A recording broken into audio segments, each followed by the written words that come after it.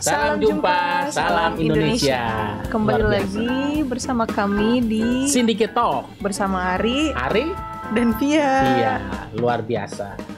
Mas, hari ini seperti biasa. Kita ngobrolin apa, Pia?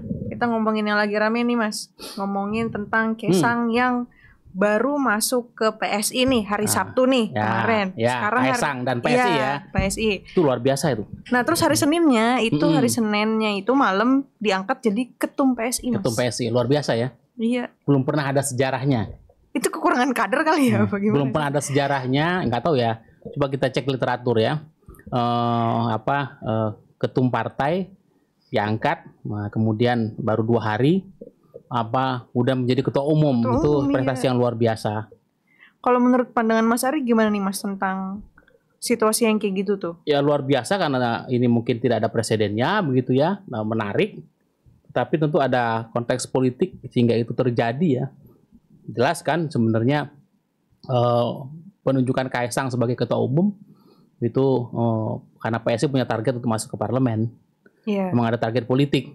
Target politik itu yang utama gitu, Mas? Ya, target politik itu punya target politik. Tapi memang menarik untuk kita berbincangkan. Ada banyak pro dan kontra kan seputar ini. Iya. Nah, kalau menurut Pia gimana? Aku sih gimana ya? Dari kan, plus minusnya itu kan anak muda ya, Mas. Anak muda nih. Oke lah dengan masuknya Kaisang ini yang karakternya tuh lucu tapi serius. Lucu tapi serius. Paling enggak itu bisa jadi perhatian anak muda gitu. Tapi di lain sisi tadi seperti yang Mas Ari bilang gitu, ada konteks politik gitu. Maksudnya kenapa baru gabungnya sekarang sih pas lagi mau pemilu deket banget gitu. Ya. Tadi Kaisang itu lucu tapi serius ya. Iya, lucu tapi serius. Itu beda sama Pak Prabowo. Pak Prabowo itu serius tapi lucu. Beda tipis lah. Iya. Nah, tadi Pia dapat terminologi ini lucu tapi serius. Kalau Pak Prabowo itu orang serius tapi lucu. Karena sekarang serius Pak Prabowo pembawanya serius, tegas, tapi belakangan sering lucu. Iya sih. Kalau Mas Kaisang itu kan pembawaannya lucu kan, emang sering banyol, sering banyak jok-jok yang memang celetokannya cerdas, tapi juga menghibur di luar dugaan. Tapi serius gitu. Serius iya. Tetapi Kaisang dan PSI, bahwa Kaisang masuk PSI itu sudah diduga banyak orang. Ketika misalnya balihonya muncul di Depok gitu ya, kedekatannya dia dengan Giring, Ganesha sering ketemu gitu lah. Pernah memakai kostum PSI begitu ya. Jadi kalau sebagai ketertarikan masuk ke PSI itu sudah orang menduga. Tapi memang surprisingnya mengagetkan, baru 2 hari menjadi anggota, langsung diangkat menjadi ketua umum. Itu bahkan tuh headline dari koran di berita politik Kompas tuh 2 hari 2 hari menjadi anggota jadi ketum, itu kan headline. Itu tuh gimana ya? Itu Kompas itu pujian, sanjungan atau sebuah sinisme ya nggak tahu juga saya. Tapi gini deh, Mas, ini kan yang aku tadi sempat ngecek sih, kan PSI itu kan berdiri tahun 2014 ya. Otomatis pasti ada kader yang udah berdinamika di situ sampai tahun 2023 sekarang gitu. Terus maksudnya ini kan anak yang baru masuk gitu 2 hari terus jadi ketum gitu. Iya, karena kan anak yang baru masuk kan anak presiden. Ya, kan anak presiden. Iya, anak presiden dia punya privilege. Itu kan privilege seorang anak presiden. Tapi PSI nggak mentingin ideologisasi partainya apa gimana sih? Memang dalam hal ini secara umum sih saya bilang ya bagus-bagus saja ya. Hal ini terjadi ya untuk dalam dinamika politik kita. Tetapi memang pelajaran apa yang bisa kita petik dari peristiwa ini? Surprising buat bahwa ketika itu Kaisang menjadi ketua umum. Tapi bagaimana dari sisi partai, misalnya kaderisasi partai yang mandek. Makanya saya kemarin punya plesetan PSI, Partai Solidaritas Indonesia. Saya plesetin Partai Solidaritas Instan. Nah, ini proses instan gitu loh. Ya, bahwa overall itu bagus, baik, bahwa nanti memang diharapkan peran Kaisang ini bisa mendongkrak elektabilitas partai sehingga memang bisa masuk parlemen. Ketokan Mas Kaisang sebagai orang muda itu bisa menggeret para pemilih muda, dan memang pidato Mas Kaisang cukup apresiatif ya, untuk kita apresiasi, untuk memukau, bagus pidatonya. Bagaimana dia terinspirasi oleh Pak Jokowi ayahnya, bagaimana dia mengajak anak muda yang apatis dan sinis terhadap politik, kemudian tertarik politik untuk kebaikan. Ya. Ada optimisme, jadi politik sebagai jalan jalan ninja, itu menarik kan? Jalan ninja. Nah, itu disebut jalan itu menarik, tetapi dari semua itu saya melihat dari teks gagasan masukan Mas Kaisang bagus, tetapi konteksnya tadi memang kesannya tadi kan mengalahkan kader-kader yang sudah lama berdiri. Ini instan sekali kan, namanya maka ini tantangan challenge buat PSI bahwa katanya ada proses kaderisasi di partai. Iya. Jadi proses rekrutmen itunya ada dua, ada proses kaderisasi memang dari bawah, kemudian ada rekrutmen dari tokoh-tokoh yang memang dipandang yang memang potensial langsung menempati posisi strategis. Partai-partai lain juga melakukan itu juga, tapi tidak sedramatis PSI. Dan Mas Kaisang ini baru 2 hari terima KTA, tapi kemudian langsung ditunjuk sebagai ketua umum. Tapi itu jelas karena ada privilege Mas Kaisang sebagai seorang anak presiden. Tapi presiden yang memang Presiden Joko Widodo yang memang pada hari ini memang punya tingkat popularitas yang tinggi, sekitar 80%. Popularitas yang tinggi ya Pak Jokowi, kemudian dilihat juga bagaimana popularitas anaknya. Nah itu kemudian itu menjadi privilege sehingga bukan hanya posisi strategis yang didapatkan Mas Kaisang, tapi juga posisi langsung puncak sebagai ketua umum. Ya kita lihat saja apakah nanti memang berhasil masuk ke parlemen dengan keberadaan Mas Kaisang. Iya, tapi ini yang menarik nih sih Mas, hubungan PSI dengan, kan sering gitu ya dianggap dekat dengan Pak Jokowi gitu ya. Seingatku waktu Oktober 2022 kemarin itu PSI itu sempat mendukung Pak Ganjar. Nah terus katanya nggak diwaro, maksudnya nggak digubris lah gitu, sampai pada akhirnya di tahun 2003 awal-awal ini PSI ini dekat dengan Prabowo. Jadi mereka tuh kayak sebenarnya mau dukung siapa sih gitu, Pak Ganjar kah atau Prabowo. Terus dengan momennya Kaisang ini masuk, ada nggak sih semacam kayak korelasinya gitu? Ini nanti semacam sebuah simbol bahwa PSI itu sebenarnya bakal kakinya di sini gitu. Ya, yang pertama, ya ketika PSI mendukung Ganjar, itu Ganjar belum ditetapkan oleh PDIP. Saat itu. Jadi memang ini ada persoalan etika politik. Ketika Ganjar sebagai kader PDIP, tentu dia punya loyalitas dan disiplin partai. Ya, bagaimana nanti partai keputusan partai dalam ini ketua umum. Saat itu kan belum dan PSI tidak ada pembicaraan dengan PDIP, tidak bicara dengan Mas Ganjar, tapi lebih mengusung Ganjar sebagai capres. Nah, sementara PDIP sendiri masih menunggu saat itu, masih menimbang-nimbang kan. Kecuali ada pembicaraan, ibaratnya ini kan kader orang, kader partai lain diklaim, lalu kemudian itu kan ada etika politik yang nggak pantas di situ. Konteksnya ketika mendukung Mas Ganjar di awal, karena mendukungannya ketika belum didukung oleh PDIP, belum secara resmi, ya kan sopan santunnya dalam politik kan ya partainya sendiri belum mendahului. Jadi makanya PSI ini memang partai, tapi sepertinya partai rasa relawan. Partai rasa relawan. Kalau relawan, banyak relawan mendukung Mas Ganjar udah berkali nggak masalah. Persoalan partai ini kan ada institusi politik, memang diakui negara. Ya, tentu ada fatsun politik, ada etika politik, bagaimana hormat saling menjaga relasi antar partai kan, itu perlu dijaga. Kalau relawan kan memang organ lepas bebas. Makanya PSI ini dalam banyak hal memang partai tapi rasa relawan gitu loh. Itu yang saya lihat, sehingga dalam konteks tadi mendukung Mas Ganjar itu nggak pas. Mestinya ketika sudah dicalonkan oleh PDIP baru kemudian mendukung. Nah, lebih pada timing saja sebenarnya, seakan-akan ini mendahului. Nah, seakan-akan kalau Nasdem mencalonkan Anies karena dia tidak berpartai nggak masalah gitu loh. Nah, ini persoalannya Ganjar adalah kader PDIP. Dan PSI mendahului satu, mendahului partainya sendiri dua, kan nggak memenuhi syarat presidential threshold, dia bukan partai parlemen, gitu loh. Jadi ya satu sisi ya ada sebuah konteks yang memang kurang dipahami, ingin cepat buru-buru, tapi mungkin karakter anak muda begitu ya. Jadi gerasa gerusu, makanya beda sekali kemarin. Maka dalam konteks hari ini menarik untuk melihat apakah kemudian PSI dan Kaisang ini itu seirama dengan Pak Jokowi. Makanya saya melihat kan terlepas dari ini sesuatu yang bagus, terobosan politik buat PSI bagus. Men-challenge bagaimana nanti anak muda lebih tertarik politik, masuk politik karena figurnya Kaisang dan juga nanti bagaimana punya terbuka pintu untuk masuk ke parlemen mungkin lebih terbuka karena sosoknya Kaisang.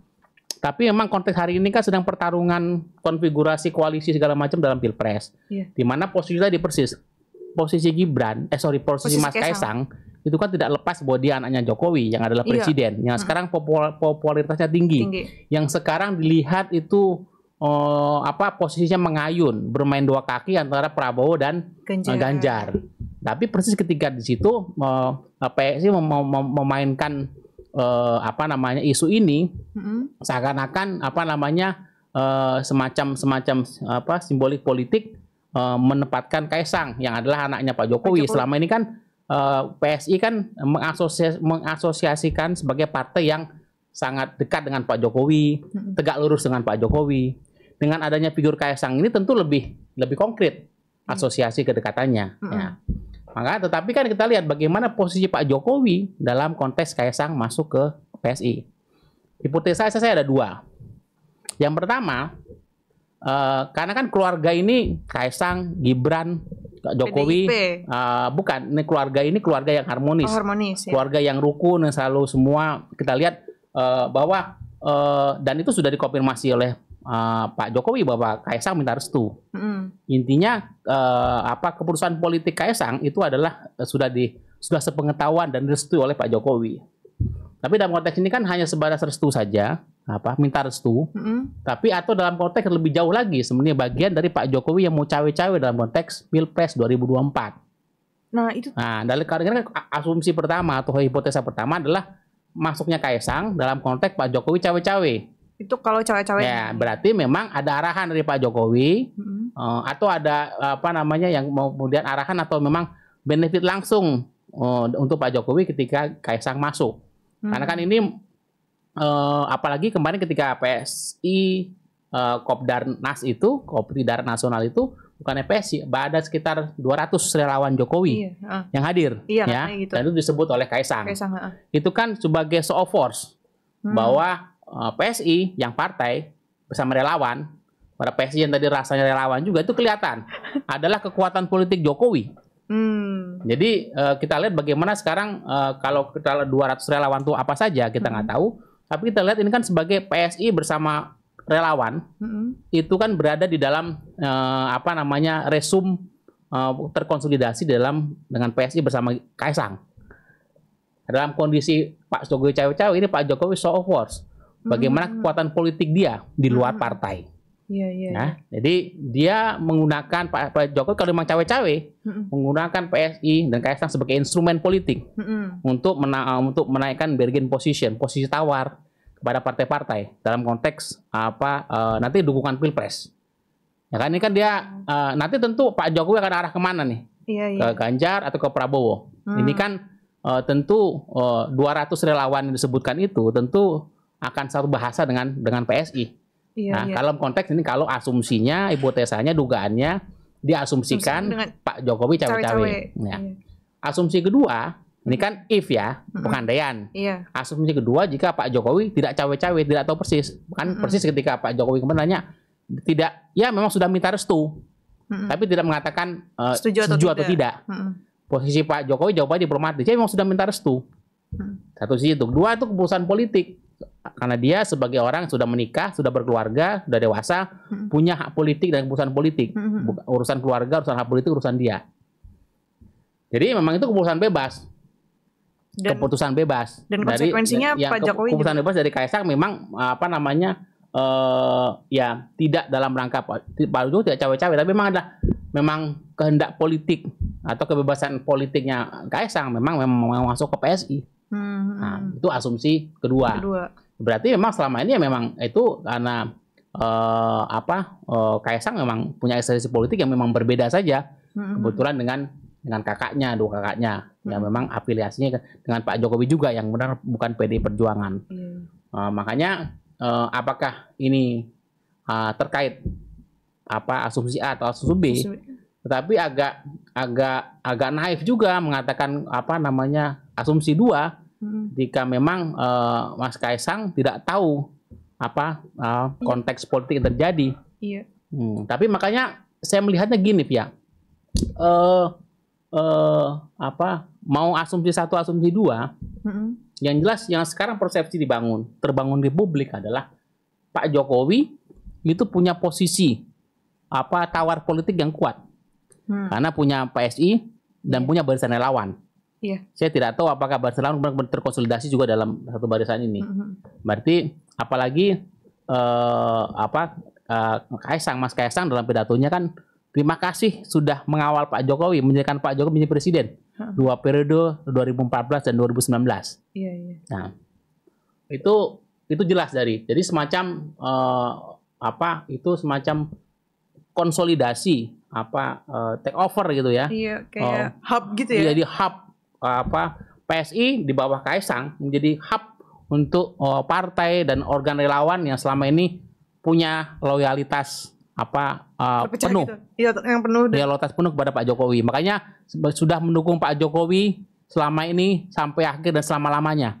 Itu kan jelas dari kalimatnya Kaisang kan. Terima kasih sudah mendukung Pak Jokowi. Nah, jadi Pak Kaisang di situ berdiri sadar betul, ya makanya agak naif kalau asumsi kedua. Ya mungkin nggak merestui, tapi Kaisang mungkin punya kenakalan politik atau kecerdasan politik untuk mengklaim ya PSI dan kemudian relawan PSI sebagai partai yang tegak lurus Jokowi dan relawan Jokowi yang selama ini solid punya loyalitas tinggi kepada Pak Jokowi itu terkonsolidasi di bawah Kaisang bersama PSI. Itu kayak main game itu gitu. Pesan politiknya sampai kayak itu. Tapi makanya ini sebuah kecerdasan politik satu sisi bagus buat saya. Itu suatu langkah politik yang benar. Sebagai seorang politisi, Kaisang sudah melakukan sesuatu yang benar. Tapi dalam bahasa Jawa, dalam istilah Jawa itu ada istilahnya bener, tapi bener ning ora pener. Jadi benar tapi tidak benar. Ada benar, ada benar. Kalau dalam kurang lebih terjemahan bahasa Indonesia itu benar tapi tidak bijak. It is right but not wise. Ya, ini betul right tapi not wise. Strategi mungkin ini sebuah strategi, suatu yang bagus, terobosan politik, pidatonya bagus, misi politiknya mengajak optimisme politik, bagus dan sangat strategis. Bahwa PSI justru masuk dari partai yang kecil, yang belum parlemen, nanti bisa masuk parlemen, ya tentu ini lebih mudah mengkonsolidasikan partai besar, partai kecil, ini kan partai bertumbuh. Kaisang pasti dari kalau partai yang besar, ya dia bukan siapa-siapa mungkin, tapi dari partai yang kecil dia sesuatu, dan ketika dia bisa membawa gerbong PSI masuk parlemen itu suatu banget.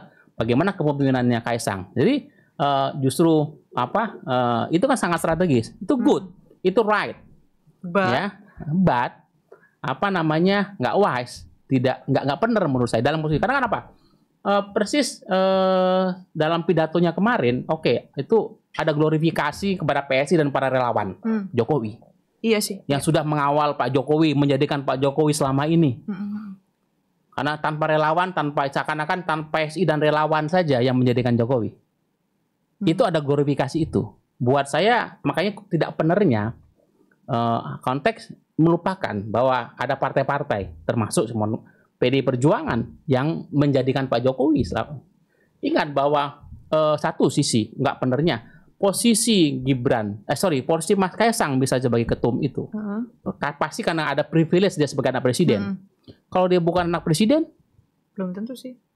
Tentu tidak, bukan tentu pasti tidak akan dapat posisi itu. Ya, pasti enggak. Pasti tidak dapat. Satu. Yang kedua, jangan lupa, makanya soal jas merah, jangan sekali-sekali melupakan meninggalkan sejarah. Karena buat saya nggak wise pidatonya. Dalam rangka PSI ya.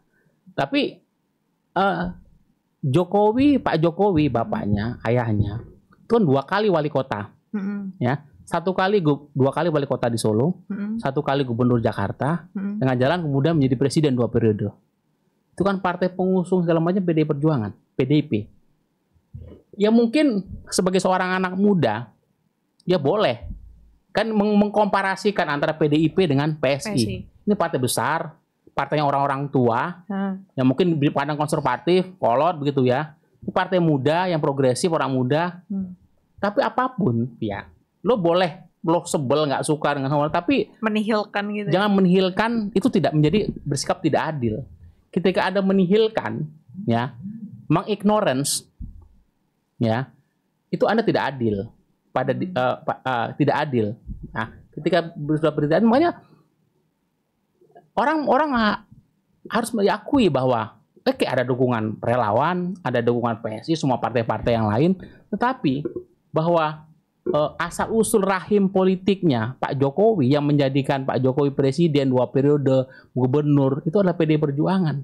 Nah, itu jangan dilupakan. Jadi buat saya dan konteksnya hari ini kan sedang dalam masa perebutan. Nah, kira-kira PSI akan dibawa kemana? Betul. PSI tentu kemarin sudah dekat kemarin mengusung Ganjar, tapi kemudian pindah ke Prabowo. Karena memang ada dimensi tadi kan belum deklarasi. Sekarang lebih dekat ke Pak Prabowo, bahkan kemarin hadir di Hambalang, bersama partai-partai koalisi Indonesia Maju. Nah, walaupun belum mengatakan akan mendukung siapa, tapi ini kan dia sudah masuk dalam konteks pertarungan politik pilpres, koalisi, sehingga tidak fair dalam arti semacam menyandra, ya, menyandra posisi Pak Jokowi. Pak Jokowi kan bermain mengayun dua kaki, itu kan sikap. Jadi ekspresi netral Pak Jokowi terhadap dua capres jagonya, Prabowo dan Ganjar, dengan bermain dua kaki, itu kan ekspresi sikap netral Pak Jokowi dengan bermain dua kaki. Kadang ke Prabowo, kadang ke Ganjar, dong. Tapi itu tersandra dengan Kaisang masuk PSI. Seakan-akan sudah di framing ketika kampanye PSI sudah dekat dengan Prabowo, sudah dekat dengan koalisi Indonesia Maju, seakan-akan framing dininya adalah Jokowi itu ke Prabowo. Walaupun belum ada statement resmi, tetapi orang tahu kemarin Sis Grace Natali, kemudian Raja Juli itu hadir di Hambalang. Sebelumnya Pak Prabowo hadir ke markasnya PSI, ya. Sehingga sekarang itu semacam memang kan posisi Pak Jokowi ini kan tidak akan ekspresi secara lugas saya akan dukung Prabowo atau Ganjar. Simbolik saja.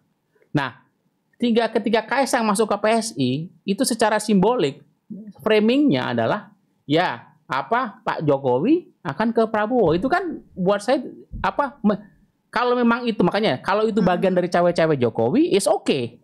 Ini fair play. Tetapi kalau itu bukan bagian dari bukan cawe-cawenya Pak Jokowi, itu kan berarti Kaisang menyandera bapaknya. Iya sih. Tapi kalau gini gimana nih, Mas?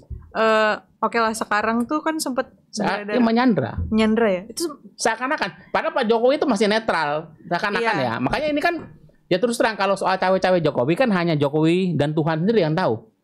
Iya betul. Nah, kalau misalnya gini nih, kan waktu itu sempat ada kabar beredar bahwa Pak Jokowi ini sebenarnya mau presidennya Prabowo atau Ganjar, ya udah nggak masalah gitu. Nah ini kan persis mengayun gitu.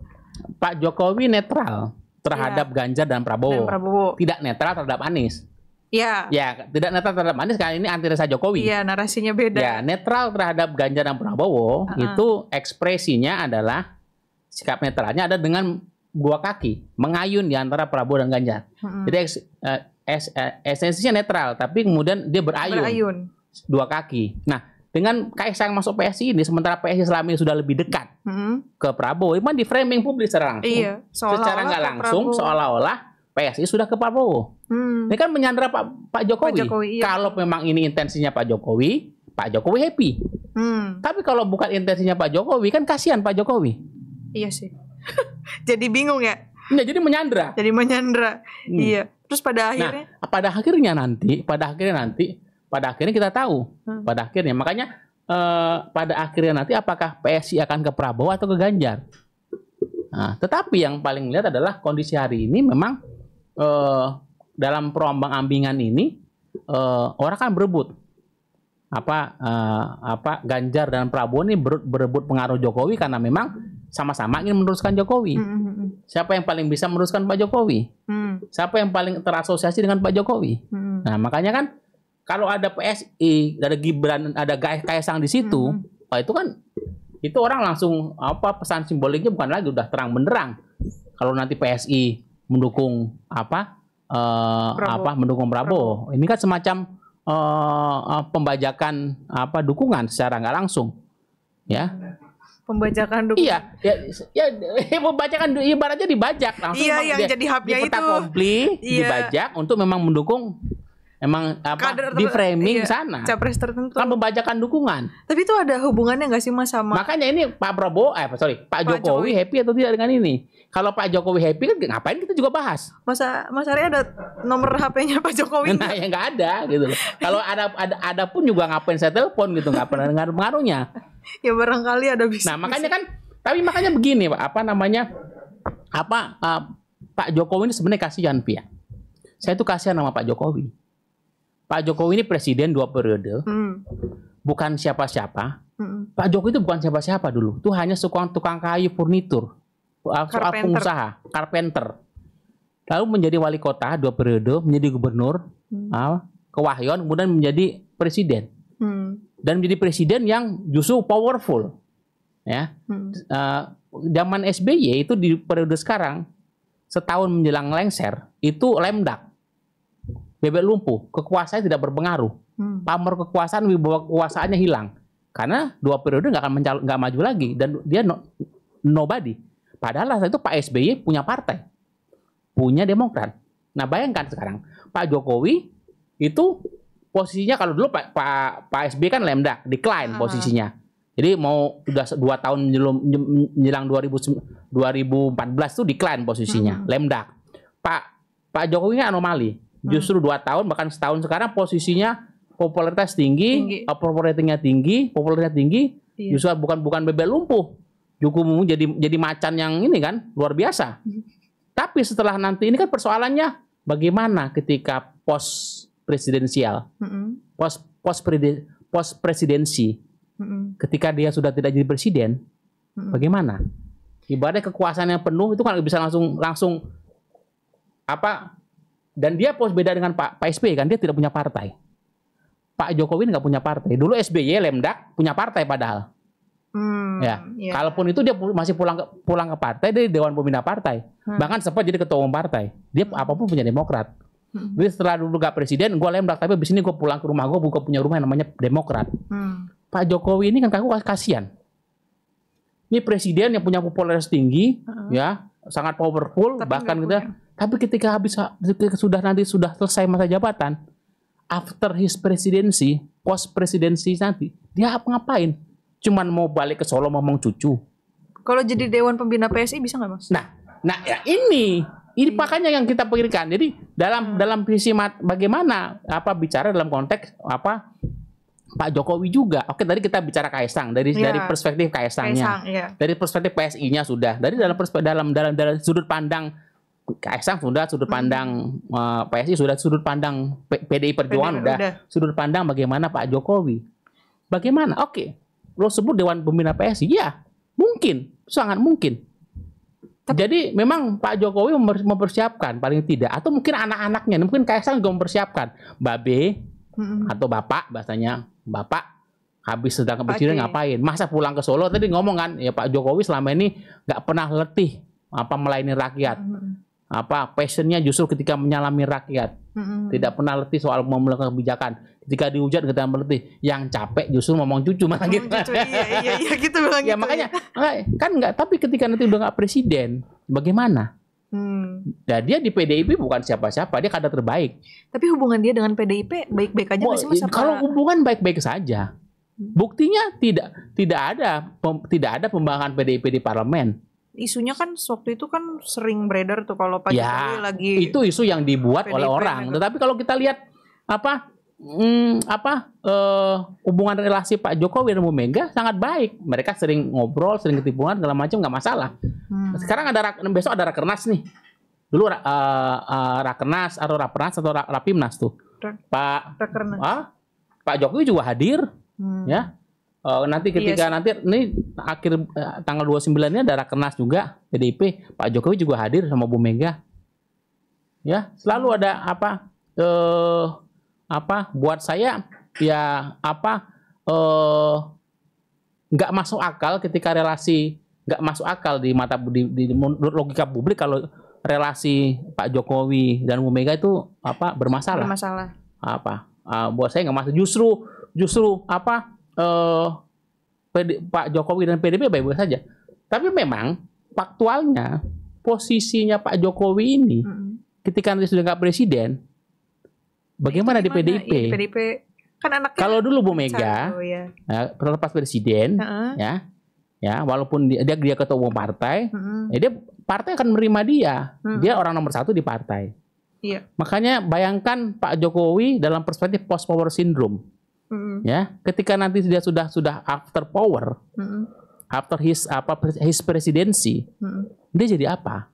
Makanya dia tadi ngomong bagaimana jadi Dewan Pembina PSI, sangat mungkin PSI menjadi alternatif untuk partai di mana Pak Jokowi akan berlabuh after 2024 ya. Nah, tetapi yang jadi bukan persoalan relasi dengan PDIP-nya hari ini, tapi bukan lebih ke motif Pak lebih Jokowinya ke ya. after presidensinya, setelah 2024. Pak Jokowi punya kendaraan politik apa? Nah, ini yang juga mesti ditangkap oleh PDIP.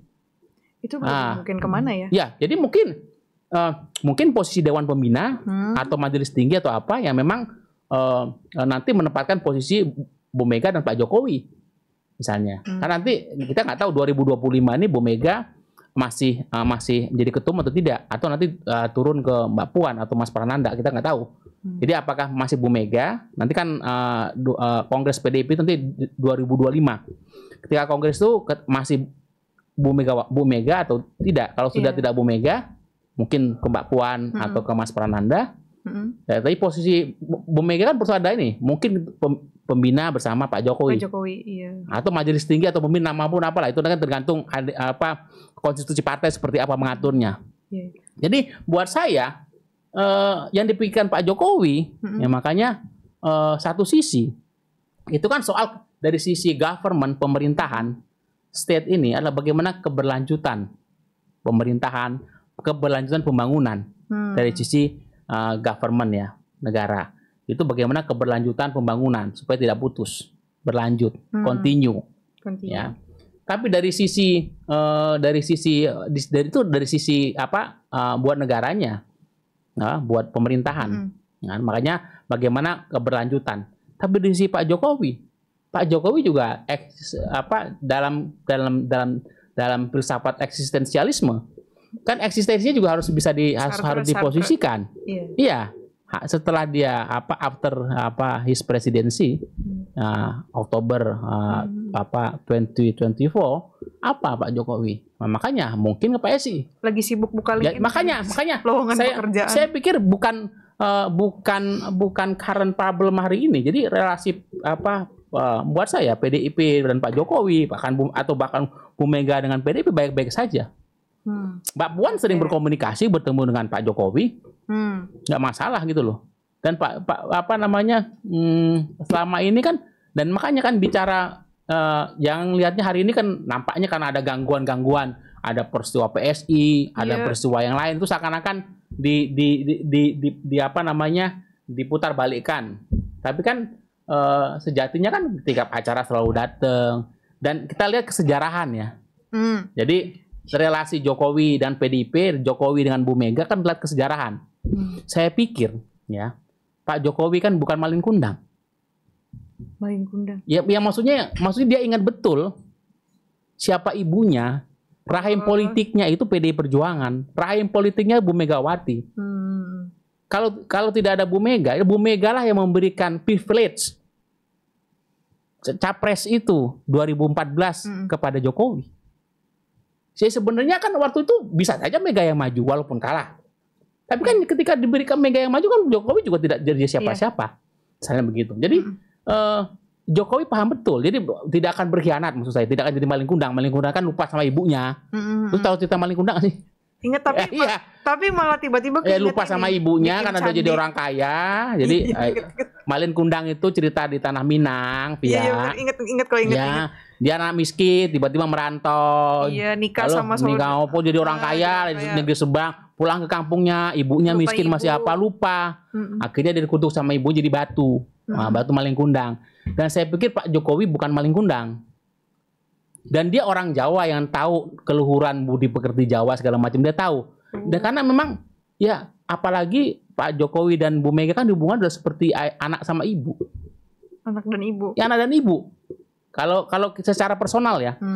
Ya ada relasinya, banyak relasi hubungan presiden, kan banyak dimensi hubungan Bu Mega dan Pak Jokowi. Dimensi hubungan presiden dengan ketua umum partai.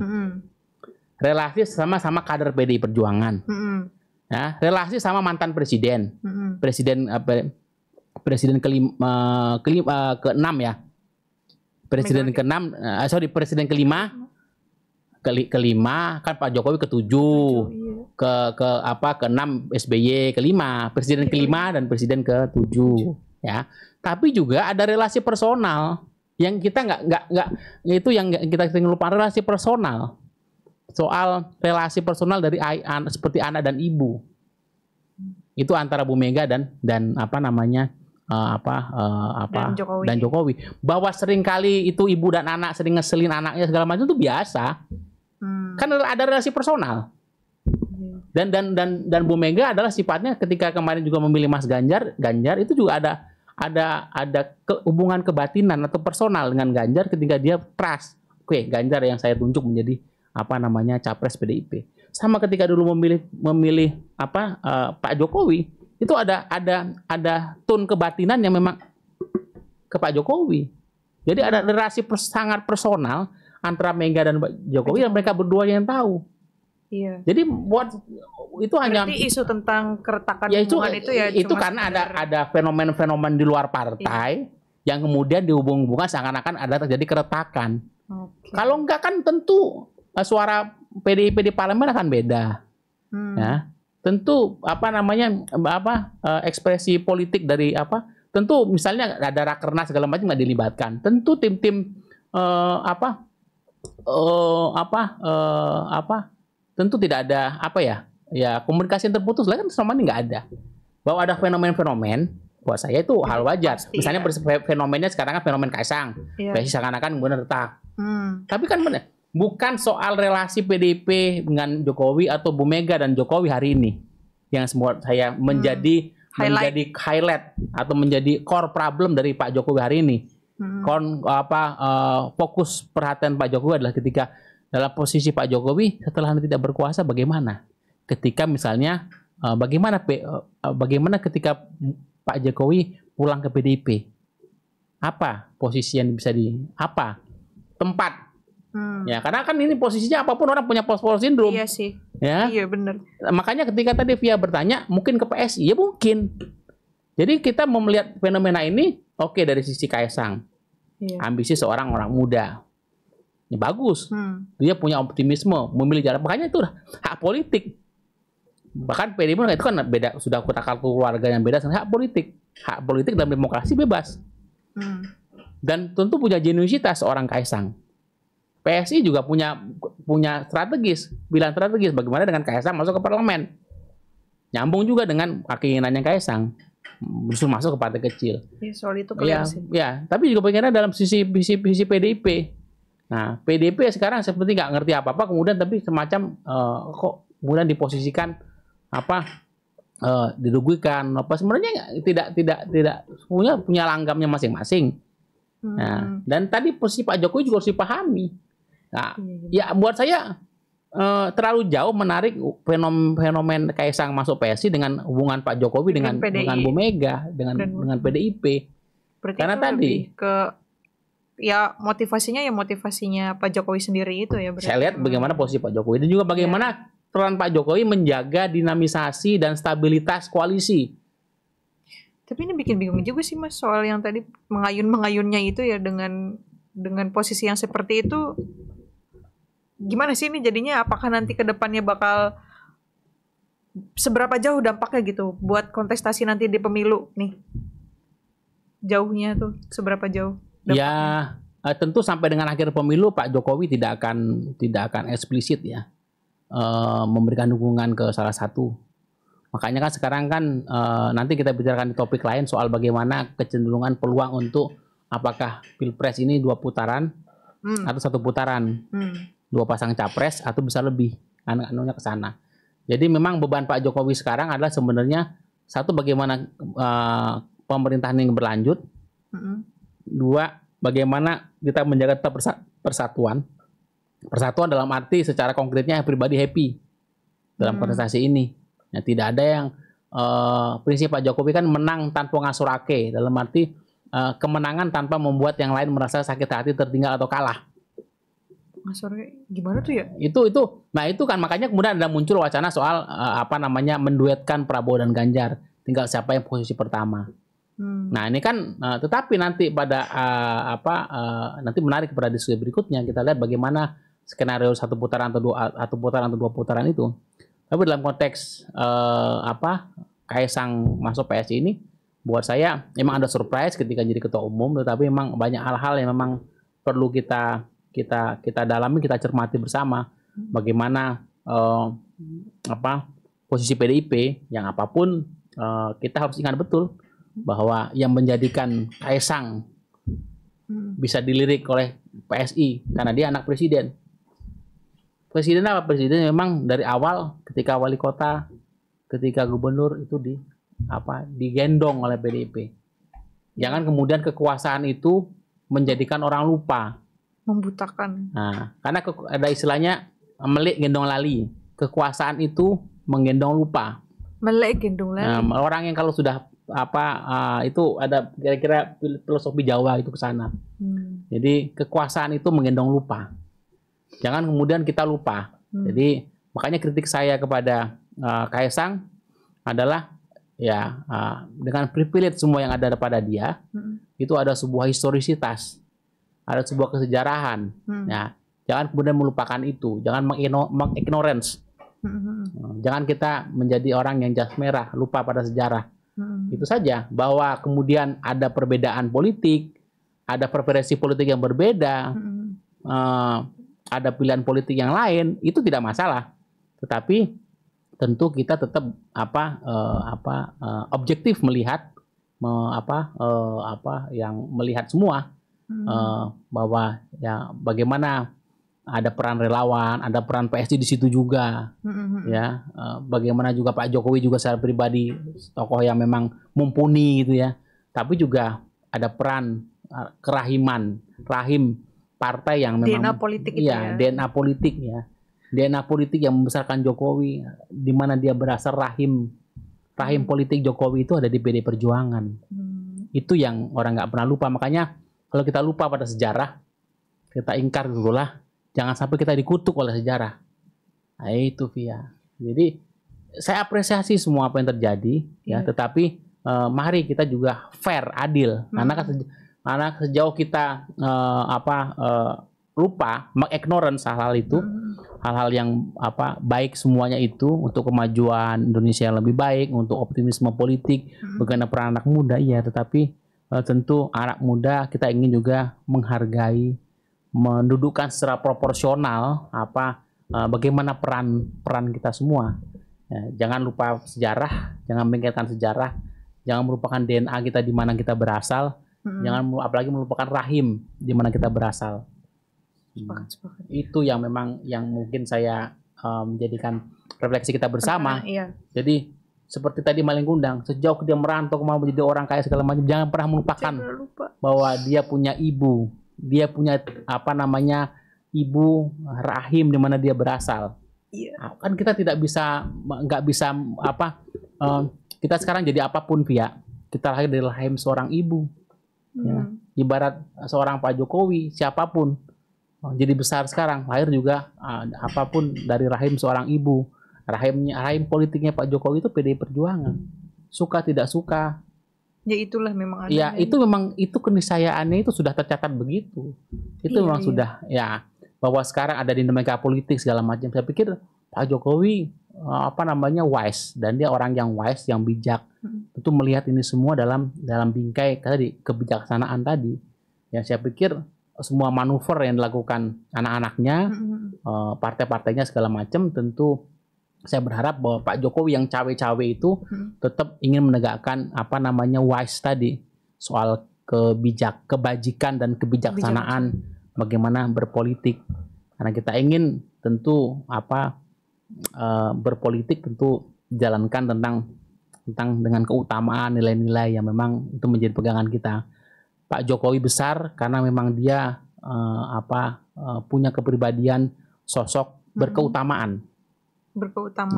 Berkeutamaan berkarakter. Itu artinya punya bobot nilai keutamaan yang kokoh kuat. Saya pikir Pak Jokowi tidak akan genuisitasnya Pak Jokowi karena memang punya karakter keutamaan dan nilai-nilai yang kuat. Ya, yang sekarang jangan sampai kemudian karena kekuasaan kemudian menjadikan orang lupa. Bukan hanya Pak Jokowi saja, mungkin keluarganya, anak-anaknya, jangan lupa. Makanya kekuasaan itu bisa membawa lupa. Nah, kita tidak melupakan asal-usul di mana kita berasal, asal-usul bagaimana kita dulu. Nah, karena disitulah sejatinya manusia kan akan kembali kepada di mana dia berasal. Iya. Sepakat. Sama aku juga satu lagi nih Mas. Sebelum nih Mas, aku pengen satu lagi nih ngomongin tentang parpol ya, PSI ya. Maksudnya kan kita kan tahu kalau misalnya parpol itu kan berperan sebagai wadah rekrutmen politik ya. Aku pingin ini aja sih, gemes aja soal kaderisasi parpol-parpol gitu, bukan cuma PSI gitu. Persis. Beberapa partai lain juga ya nunjuk orang yang kelihatannya populer dan segala macam, apalagi ini PSI tadi yang udah menjadikan Kaisang sebagai ketum parpol yang sebenarnya dia belum melalui proses pendaftaran lah, terus ideologisasi dan segala macam, tapi dengan mudahnya gitu dia bisa mendapat mencapai posisi itu dengan mudah gitu. Terus orang-orang yang selama ini yang dikader dan segala macam itu gimana gitu, maksudnya apakah tidak sebaik itu sistemnya yang dimiliki oleh parpol dalam melakukan kaderisasi? Itu juga sebenarnya bikin anak muda tuh antipati sih Mas, kayak gitu tuh. Jadi kayak ya persis. Jadi itu yang sebenarnya gitu. Alih-alih buat jangka pendek doang gitu targetannya. Jadi fenomena Kaisang ke PSI alih-alih sebenarnya menjadi teladan anak muda. Iya, justru malah dengan kemudian masuk PSI dan kemudian masuk PSI tapi kemudian mendadak ketum, itu kan juga problematik buat anak muda. Betul, iya. Karena anak muda satu itu benturkan pada dua nilai yang berbeda. Satu sisi PSI partai anak muda, progresif, optimis untuk kebaikan Indonesia ke depan. Partai yang akomodatif terhadap anak muda. Ya, kita sepakat pada sisi itu. Pada sisi lain, PSI menjadikan Kaisang mendadak ketum dalam 2 hari. Itu kontradiktif. Bahwa anak muda itu menghargai yang namanya proses, yang namanya jenjang karir. Idealisme juga. Ada idealisme anak muda bahwa kita tuh nggak mudah dapat sesuatu tuh butuh effort, butuh usaha, butuh kerja keras, butuh tahapan. Nah, ada proses kaderisasi. Nah, makanya itu yang kemudian perlu dijelaskan oleh PSI karena memang ini nilai yang dua kontradiktif. Pada sisi PSI sebagai partai anak muda yang progresif, akomodatif partainya anak muda. Tapi pada sisi lain PSI dengan menjadikan Kaisang mendadak ketum itu kan berarti dia menempatkan privilege. Soal privilege. Padahal anak muda itu kan sangat kritis terhadap namanya privilege. Betul. Nah, lo punya privilege karena lo anak presiden. Nah, ini kan saya pikir anak muda kita, pemilih muda itu juga kritis melihat ini. Oke, PSI partai anak muda. Nah, ada Kaisang. Kalau Kaisang anggota PSI saja orang masih bisa terima. Oke, berarti ini harus perubahan di PSI. Tapi PSI ternyata sama saja dengan partai-partai lain. Ya, lompat gitu saja, mendadak ketum bahkan baru 2 hari. Ya, karena privilege. Nah, apalagi tadi Mas Ari bilang partai relawan ya? Iya, partai yang rasanya relawan. Makanya makanya anak muda juga akan kritis melihat karena satu sisi tadi privilege. Anak muda kritis terhadap privilege. Lo kontribusi lo apa yang sudah lo lakukan, apa kerja keras lo, apa effort lo, bagaimana proses. Makanya anak muda sekarang kan makanya saya bilang kan tadi di awal PSI itu partai solidaritas Indonesia. Tapi ketika proses mendadak ketum 2 hari, mau kemudian saya plesetkan Partai Solidaritas Instan. Karena tadi ini karena ada privilege persis dalam perspektif kritisnya anak muda. Ya. Iya. Karena memang ini, karena Kaisang sosok yang memang mumpuni, cocok segala macam. Tapi ketika menjadi ketum itu kan jadi ya tadi. Bahwa ketika masuk partai jadi pengurus partai orang masih bisa terima ya, masih bisa ya. Tapi menjadi privilege itu kan itu kelihatan sekali intensionalnya memang ya. Jadi kontradiktif ya. Iya, kontradiktif. Partai anak muda harusnya mengakomodasi nilai-nilai anak muda yang memang tidak suka anti privilege. Tapi kemudian dia satu sisi ada karena privilege tertentu menjadikan Kaisang. Nah, ini kan kontradiktif ya. Tapi ya, bagaimana ini dikaji bersama dalam konteks demokrasi kita ke depan. Tentu pemilih kita menjadi kritis dengan peristiwa ini. Makanya ya secara politik terobosan yang brilian, yang cerdas dengan menempatkan posisi Kaisang, tetapi sesuatu yang benar, tapi kan dalam bahasa saya bener neng ora pener. Bener neng ora pener. Betul, bagus tapi tidak wise, tidak bijak. Karena tadi ada konteksnya tadi 5 bulan menjelang Pilpres dan tadi proses yang sangat mendadak. 5 tahun menjelang Pilpres. 5 bulan. Ya. Udah nih Mas, apa gimana nih Mas? Ya.